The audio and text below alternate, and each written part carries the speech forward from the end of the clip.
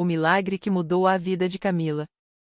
Camila tinha apenas 27 anos quando recebeu o diagnóstico que abalou sua vida, alcaptonúria, uma doença genética rara que causa o acúmulo de um ácido no corpo, levando a dores articulares intensas, calcificação dos tecidos e, com o tempo, uma incapacidade progressiva. Os médicos foram claros: não havia cura. Os remédios apenas aliviavam os sintomas, mas a degeneração era inevitável. Aos 30 anos, ela já sentia dores constantes nas costas e joelhos, e a pele, especialmente nas orelhas e nos olhos, começava a escurecer, um dos sinais mais visíveis da doença. O pior não era a dor física, mas a sensação de que sua vida estava sendo roubada aos poucos. Ela se via cada vez mais isolada, com medo de se casar, de ter filhos, de sonhar com um futuro. Foi numa tarde de domingo, enquanto esperava o ônibus para mais uma consulta médica, que Camila ouviu um grupo de pessoas cantando. Não era um coro ensaiado, nem havia instrumentos, apenas vozes unidas, simples, mas cheias de uma emoção que a tocou profundamente. Seguiu o som até uma pequena sala alugada, onde uma placa discreta dizia: Congregação Cristã no Brasil. Curiosa, ficou parada na porta, observando. Dentro, homens de ternos simples e mulheres de vestidos modestos cantavam um hino que ela nunca tinha ouvido: Louvai ao Senhor, todos os povos, exaltai, ó, todas as nações. Não havia altar chamativo, nem palmas, nem shows, apenas uma mesa coberta com uma toalha branca, um ancião de cabelo grisalho dirigindo a reunião com serenidade, e um silêncio respeitoso quando alguém se levantava para orar. Camila não era religiosa. Had sido criada em um lar sem fé, onde Deus era um assunto distante, quase folclórico. Mas naquela tarde, algo a atraiu para dentro. Uma irmã de rosto bondoso percebeu sua hesitação e, com um sorriso, indicou um banco vazio ao lado dela. Entre, minha irmã. Deus te espera, disse baixinho. Camila sentou-se, constrangida, sem saber o que fazer. Quando o ancião anunciou que iriam orar, ela baixou a cabeça, mesmo sem entender muito bem por quê. E então ouviu palavras que ecoaram em sua alma: Senhor, nós te pedimos por aqueles que estão doentes, por aqueles que carregam fardos pesados demais para suportar sozinhos. Dá-lhes força, dá-lhes fé. Que possam sentir teu amor hoje.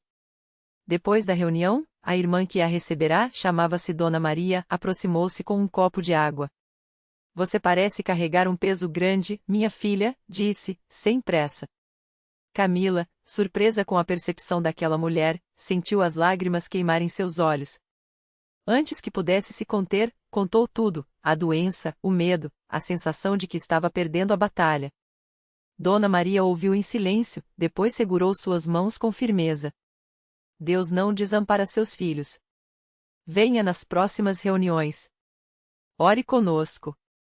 Você vai ver o poder dele. Nos dias seguintes, Camila voltou. A princípios, por curiosidade, depois, por uma necessidade que não sabia explicar. Aprendeu os hinos, mesmo tropeçando nas letras. Ouviu os testemunhos dados de pé, por pessoas comuns que falavam de curas, de perdão, de vidas transformadas.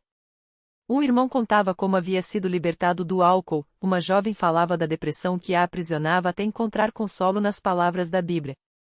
Não havia dramatização, apenas verdades ditas com humildade. E sempre, no final, o ancião lembrava: não é pela nossa força, mas pela graça de Deus. Camila começou a orar. Primeiro, com vergonha, em voz baixa. Depois, com mais coragem, juntando-se aos irmãos nos pedidos de intercessão. Uma noite, após a Santa Ceia, aquele momento solene em que o pão e o vinho eram partidos em memória do sacrifício de Cristo, ela sentiu algo diferente. Não foi um raio, nem uma voz do céu, mas uma paz que encheu seu peito, como se uma carga tivesse sido tirada de suas costas. Chorou sem conseguir parar, e as irmãs ao seu lado a abraçaram, sem perguntar, apenas compartilhando aquela dor que agora não era mais só dela. O milagre não veio de repente. Não foi como nos filmes, em que a pessoa acorda curada no dia seguinte. Mas, semana após semana, Camila notou mudanças. As dores, antes constantes, começaram a diminuir. A rigidez nas juntas amainou. Sua pele, que antes escurecia cada vez mais, pareceu clarear. Os médicos, surpresos, pediram novos exames. Os resultados mostravam uma melhora inexplicável: os níveis do ácido homogentísico, antes altos, estavam normalizando. Isso não faz sentido, disse um deles, franzindo a testa. Camila sorriu. Para mim, faz todo sentido. O dia em que Camila deu seu testemunho na igreja foi um dos mais emocionantes de sua vida. De pé, diante dos irmãos, com a voz trêmula mas firme, contou como havia chegado ali quebrantada e como, pela fé e pelas orações, Deus havia tocado seu corpo e sua alma. Eu não merecia, mas ele me deu uma segunda chance, disse, enquanto muitas irmãs enxugavam lágrimas. O ancião, com os olhos brilhando, acrescentou, não é pela nossa justiça, mas pela sua misericórdia. Assim é o nosso Deus. Hoje, Camila é batizada nas águas da Congregação Cristã no Brasil. Naquele dia, vestida de branco, ela desceu às águas como símbolo de uma vida renovada. Quando emergiu, os irmãos cantavam glória a Deus nas alturas, e ela sentiu, mais uma vez, aquela paz indescritível. Sua doença não desapareceu completamente, os médicos ainda a acompanham, mas a alcaptonúria não a define mais. Agora, ela vive com esperança, servindo na igreja, ajudando outros que chegam com o coração ferido. Sempre que alguém lhe pergunta como superou aquilo que os médicos disseram ser impossível, Camila responde com um sorriso: não fui eu. Foi Deus. E ele usa pessoas simples, como os irmãos da congregação, para fazer coisas grandes. Basta ter fé do tamanho de um grão de mostarda. E assim, entre hinos cantados sem instrumentos, reuniões simples mas cheias do Espírito, e irmãos que oram uns pelos outros com amor sincero, Camila aprendeu a lição mais preciosa: a fé não tira as montanhas da nossa frente, mas nos dá força para escalá-las e, às vezes, faz a montanha se mover. Camila nunca imaginou que sua história de dor se transformaria em um farol para tantos. Mas foi exatamente isso que aconteceu. Um dia, durante um culto na Universal, uma mulher jovem entrou chorando, segurando um exame médico nas mãos. Era o diagnóstico de uma doença rara, tão difícil quanto a dela. Os olhos da moça estavam cheios de medo, como se o mundo tivesse desabado sobre ela. Camila reconheceu aquele olhar. Era o mesmo que ela tinha anos atrás, quando achava que não havia saída. Sem hesitar, se aproximou e abraçou a jovem. Eu sei como você se sente, sussurrou. Mas Deus não nos abandona. Ele está aqui, agora, neste lugar. A mulher, chamada Mariana, olhou ao redor, como se procurasse uma prova. A igreja estava simples, com cadeiras enfileiradas e paredes sem luxo, mas o ar estava carregado de algo maior. Era a fé daqueles que, como Camila, já tinham visto o impossível se tornar real. Mariana contava que os médicos tinham dito que sua doença iria piorar, que ela perderia a mobilidade e viveria dependente de remédios. Mas Camila sorriu e levou-a até a frente, onde o pastor estava orando por outras pessoas. Vem, disse, segurando sua mão. Deus não olha para o que os homens dizem. Ele olha para o coração que crê. O pastor impôs as mãos sobre Mariana e orou com autoridade, citando passagens da Bíblia que falavam de cura. Não houve luzes brilhantes nem vozes do céu, apenas uma paz profunda que encheu o coração daquela mulher. Quando ela saiu dali, não sentia mais a dor que a atormentava há semanas. E, nos dias seguintes, os exames começaram a mostrar melhoras que os médicos não conseguiam explicar. Mariana voltou à igreja no domingo seguinte, desta vez não com lágrimas de desespero, mas de gratidão. Ela trazia consigo o marido, que, cético no início, agora olhava para tudo com outros olhos. Não entendo como isso aconteceu, ele confessou a Camila. Mas se Deus fez isso por ela, Ele pode fazer por mim também. E assim, a cadeia de milagres continuou.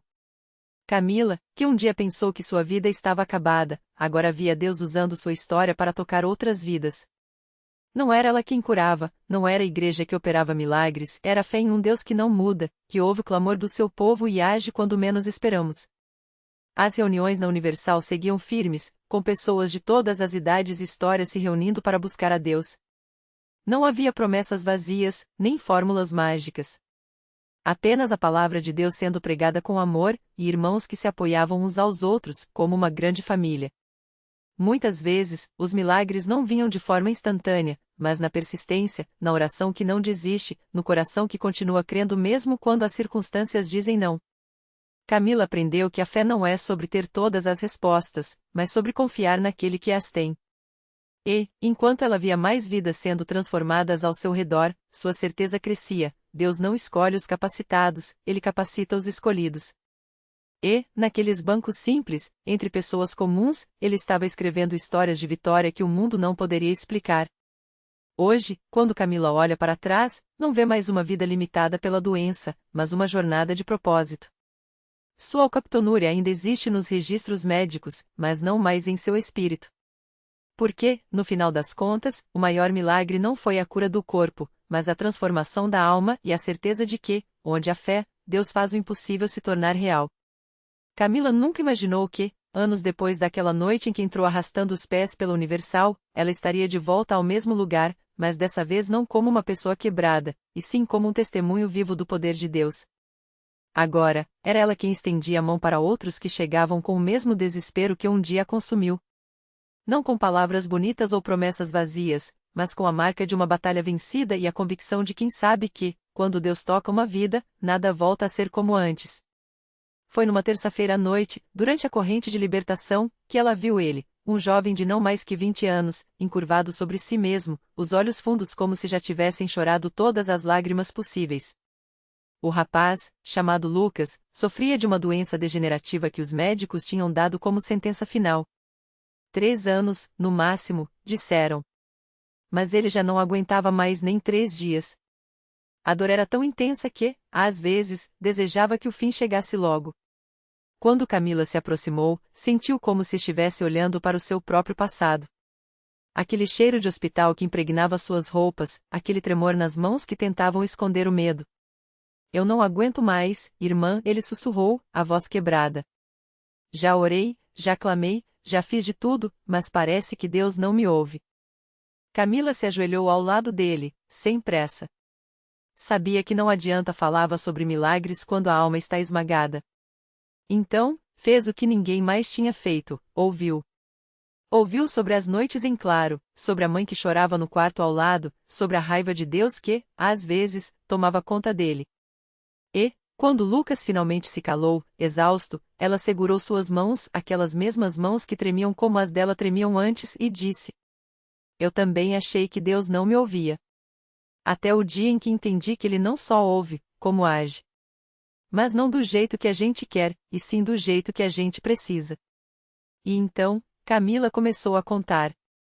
Não como uma história distante, mas como algo que ainda ardia dentro dela. Falou das dores que a acordavam à noite, dos exames que só pioravam, da vez em que quase desistiu.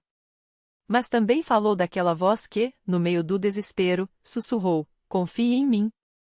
Falou do dia em que, sem explicação médica, seu corpo começou a responder de forma diferente. Não foi uma cura instantânea como nos filmes, mas uma restauração lenta, profunda, como se Deus estivesse costurando não só seu corpo, mas sua alma de volta à vida. O milagre não é só o corpo sarar, ela disse, os olhos brilhando. É você descobrir que, mesmo quando tudo parece perdido, Deus está lá. E Ele não desiste de você. Lucas olhou para ela, e pela primeira vez em meses, algo dentro dele se mexeu. Não era esperança ainda, era só uma faísca, pequena, frágil, mas real. E foi o suficiente. Naquela noite, enquanto o pastor fazia a oração pela libertação, Camila seguiu orando por Lucas em silêncio, com as mãos ainda entrelaçadas às dele. Não havia pressa. Não havia fórmula. Só havia fé, aquela fé que nasce quando a gente para de exigir respostas e começa a confiar no coração de Deus. E então, algo aconteceu. Não foi um raio, não foi um trovoar do céu. Foi um calor que começou nos dedos de Lucas e se espalhou pelo corpo, como se algo que estava congelado dentro dele começasse a derreter. Ele abriu os olhos de repente, assustado, e tentou se levantar. No início, foi só um movimento pequeno, quase imperceptível. Mas depois, com um esforço que não vinha só dele, Lucas se pôs de pé. Tremendo, sim. Fraco, sim. Mas de pé. A igreja inteira parou. Alguns choravam. Outros gritavam glória a Deus. Mas Camila só sorria, porque sabia, aquele não era o fim. Era só o começo. Nos dias que seguiram, Lucas voltou. E voltou de novo. E de novo. Cada vez mais forte, cada vez mais firme. Os exames, que antes só mostravam piora, agora deixavam os médicos coçando a cabeça, murmurando coisas como a remissão inexplicável e a melhora surpreendente.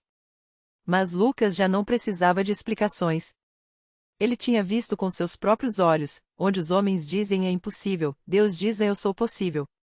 Hoje, Lucas serve na igreja ao lado de Camila.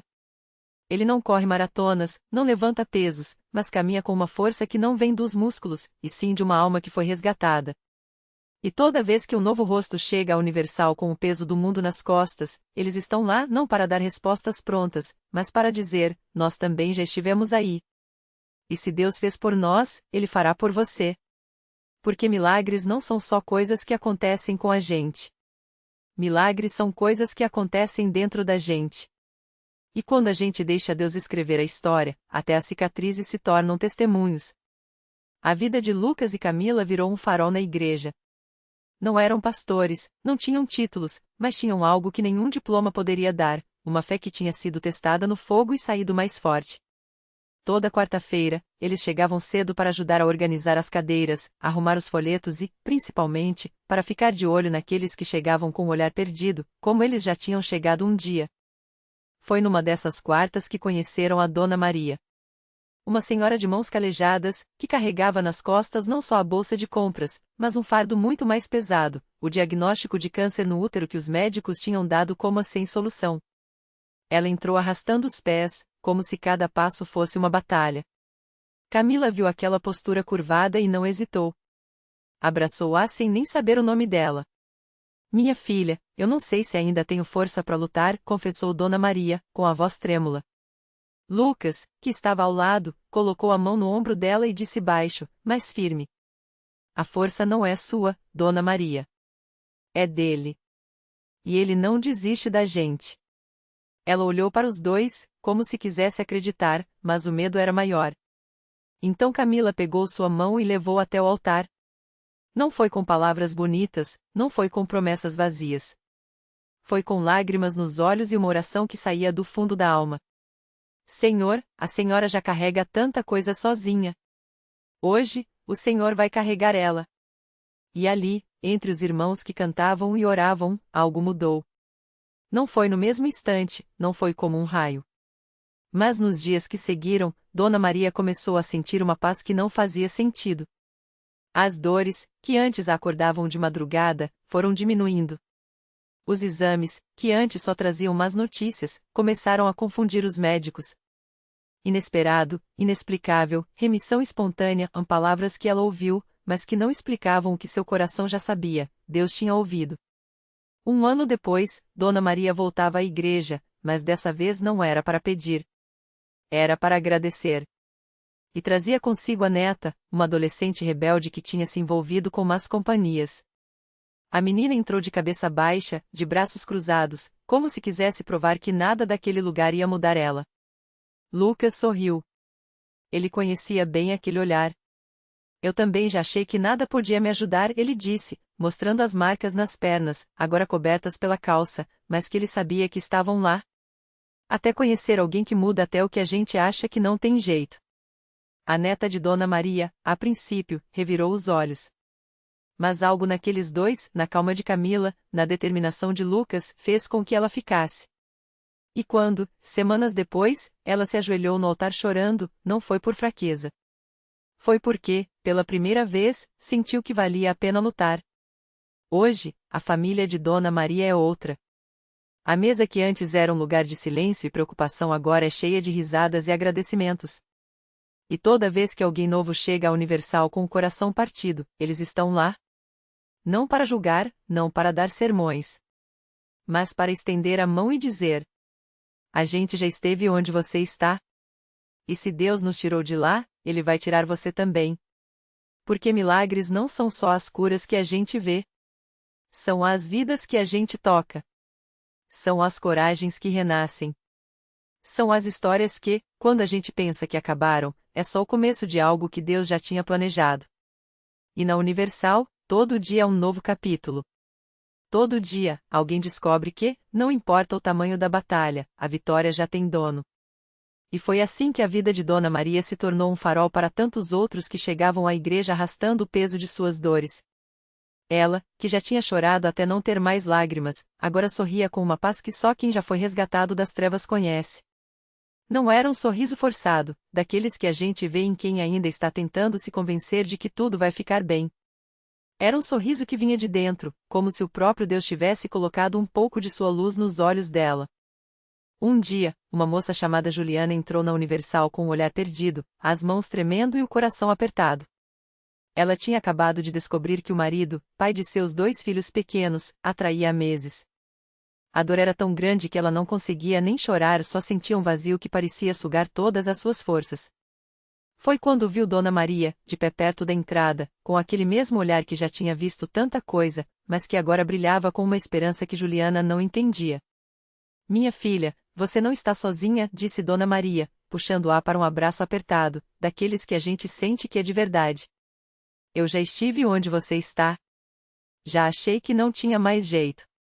Mas Deus não desiste da gente, não. Ele só está esperando a gente soltar a mão do que nos prende para segurar a dele. Juliana não acreditava em milagres. Ou pelo menos, não acreditava que eles pudessem acontecer com ela. Mas algo na voz daquela mulher, na firmeza com que ela falou, fez com que ela resolvesse ficar. Sentou-se nos bancos da igreja, com as lágrimas finalmente começando a cair, enquanto o pastor falava sobre restauração. Não eram palavras bonitas por serem bonitas, eram verdades que doíam, mas que também acendiam uma centelha de esperança. E então, algo aconteceu. Não foi um raio do céu, não foi uma voz trovejando. Foi uma paz. Uma certeza que invadiu o coração de Juliana como se alguém tivesse ligado uma luz em um cômodo escuro há muito tempo. Ela não soube explicar direito, mas saiu da igreja naquele dia com uma força que não tinha antes. E assim como Dona Maria tinha feito por ela, Juliana começou a estender a mão para outras mulheres que chegavam quebradas. O marido dela não mudou da noite para o dia. Não foi um final de novela onde tudo se resolve com um abraço e um "me perdoe". Houve luta, houve oração, houve noites em que ela quis desistir. Mas Juliana aprendeu que milagre não é só o que a gente vê, é o que a gente se torna no processo. E aos poucos, com a ajuda da igreja, com as palavras do pastor, com os abraços de Dona Maria e de tantos outros que já tinham sido restaurados, ela viu sua família sendo reconstruída. Hoje, Juliana e o marido estão juntos, não porque o problema desapareceu como mágica, mas porque eles aprenderam a lutar do jeito certo. Os filhos deles voltaram a ver os pais sorrindo, brincando, orando juntos. E toda vez que alguém novo chega à Universal com o coração em pedaços, Juliana está lá, do lado de Dona Maria, para dizer: se Deus mudou a minha história, Ele vai mudar a sua também. Não é questão de se você merece. É questão de Ele te amar demais para te deixar assim. Porque na Universal, as histórias não terminam em tragédia. Elas se transformam em testemunhos. E cada pessoa que entra aquelas portas com dor sai com uma missão: mostrar para o mundo que, não importa o tamanho da tempestade, Deus sempre tem um arco-íris guardado para quem crê.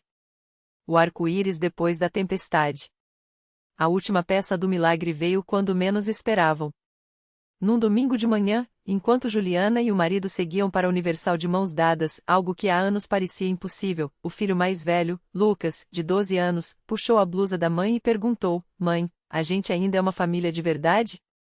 Ela se ajoelhou na calçada, olhando nos olhos dos 2 filhos, e respondeu com a voz embargada: somos mais do que antes, meu amor. Porque agora a gente sabe que família não é só não brigar, é escolher se amar mesmo quando dói. Aqueles que os conheciam de antes não reconheciam mais aquele lar. O marido, antes frio e distante, agora lia a Bíblia com os filhos antes de dormir. Juliana, que carregava a culpa como uma cruz, aprendeu a entregá-la aos pés de Jesus. E as paredes daquela casa, outrora cheias de silêncios cortantes, agora ecoavam risadas, músicas de adoração e até os inevitáveis, mas saudáveis, desentendimentos, resolvidos com abraços e orações. O milagre não foi a ausência de problemas, mas a presença de Deus dentro deles. Como um oleiro que reconstrói o vaso quebrado, deixando as marcas da restauração visíveis para que todos vejam, aqui, houve graça. Reflexão final. A vida não nos promete um mar calma, mas um Deus que caminha sobre as águas. Juliana descobriu que fé não é a certeza de que a tempestade passará, mas a convicção de que, mesmo sob a chuva, há uma mão segurando a sua. Muitas vezes, pedimos a Deus que mude as circunstâncias, quando Ele quer mudar nós através delas. O milagre não foi o fim do sofrimento, mas a transformação dele em propósito. Lição de vida. Se você está com o coração em frangalhos hoje, saiba, Deus não desperdiça dor. Cada lágrima que cai em suas mãos se torna semente de um testemunho que um dia florescerá. Não é sobre merecer, é sobre confiar. E quando você menos esperar, olhará para trás e verá que, o tempo todo, estava sendo guiado, não para fora da tempestade, mas através dela, rumo ao arco-íris que só os olhos da fé enxergam antes mesmo do sol aparecer. Porque no reino de Deus, as histórias não terminam. Elas renascem.